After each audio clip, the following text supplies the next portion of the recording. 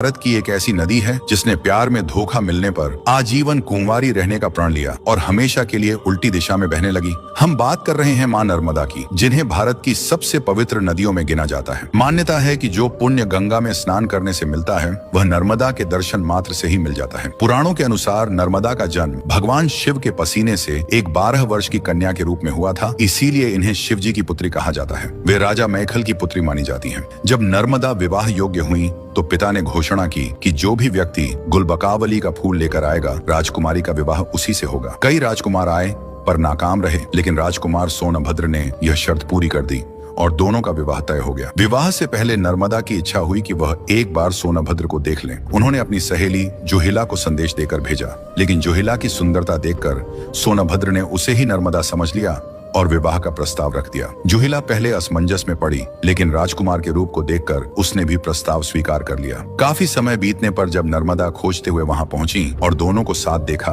तो उन्हें अत्यंत क्रोध आया। उन्होंने जुहिला को श्राप दिया, तुमने हम दोनों को धोखा दिया है। तुम्हारी मुक्ति केवल मेरे जल को पीने से होगी, लेकिन मेरा जल तुम्हें कभी प्राप्त नहीं होगा। इसी धोखे के बाद नर्मदा ने आजीवन कुंवारी रहने का प्रण ले लिया और बाकी नदियों से अलग उल्टी दिशा में पूर्व से पश्चिम की ओर चल पड़ी। यही कारण है कि देश की अन्य सभी नदियां बंगाल की खाड़ी में गिर